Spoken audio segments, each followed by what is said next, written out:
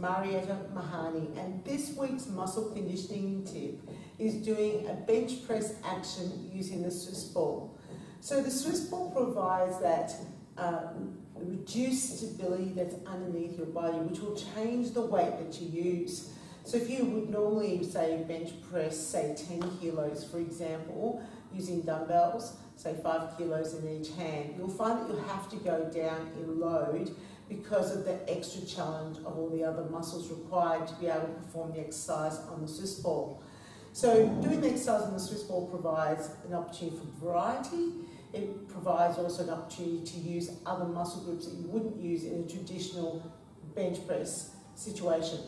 We always use dumbbells when we do these exercises because it's super important that we have control, and that if we were to lose control of the ball, it would just be a simple matter of dropping a dumbbell to the side rather than trying to deal with the bar. Okay, so that's really important. The other important factor is that you must make sure that your ball is of a good quality, so that it's an anti-burst ball. If it bursts, it comes down slowly, and it doesn't pop really quickly and you end up on the floor. I mean, that's a worst case scenario, and it's highly unlikely, but in the event that something like that happens, you want to make sure you've got a good quality ball, not the really cheap ones with a thin skin, and the ones that lose their shape. So you want to make sure that it's got some writing on it about being anti-burst. So I'm going to be sitting at the back of this mat.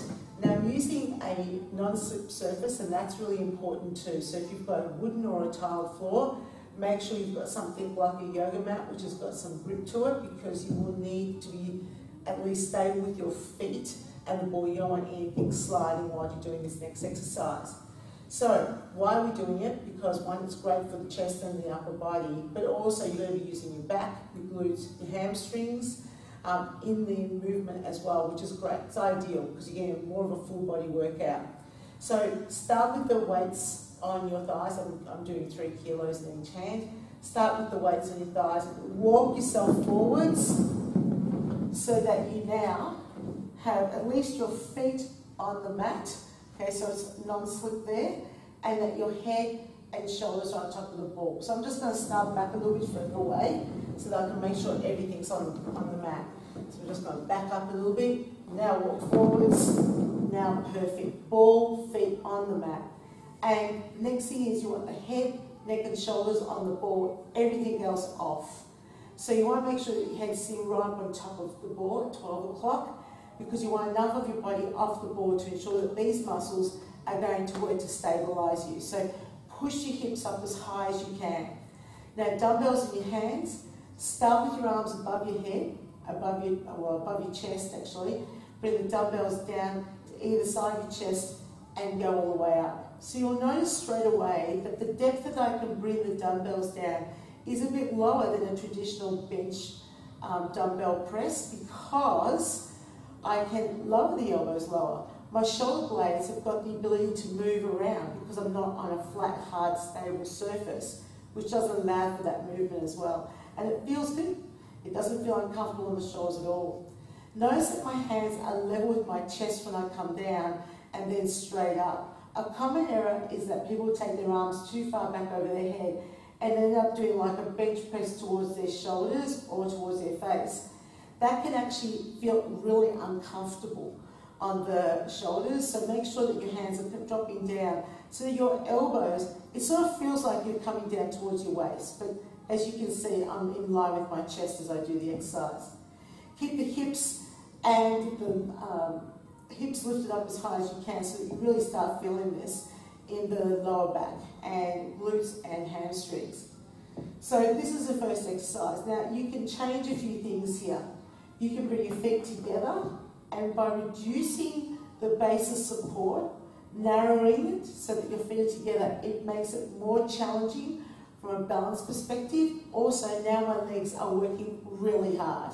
So that's one other option. So this is a progression. This will make an exercise harder. Another progression is to lift one leg up off the floor and hold that leg up off the floor.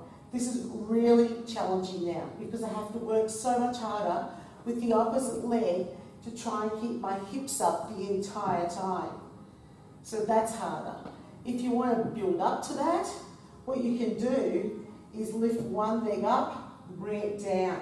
Lift the other leg up, bring it down. So if I was teaching a class, I'd start with feet wide apart, then bring my feet together, then show the option of lifting an alternate leg up and down, and then progress to one leg up off the floor and hold it there if I had clients that were of a skilled enough level to do that.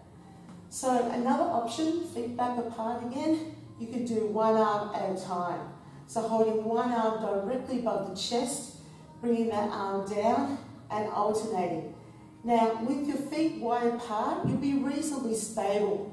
It's when we start getting the feet closer together, then because of the alternate movement of the arms and the load, it becomes a little bit harder to stabilise. And certainly, if you lift up on the progressions, it becomes even more difficult. So you've got some room to move there. If you're an instructor, there's lots of options.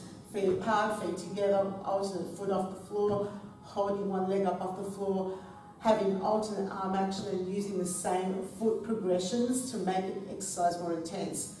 Wow, I'm really feeling this in my posterior muscles as well as in my shoulders and my upper body. So clearly a great workout for the whole body.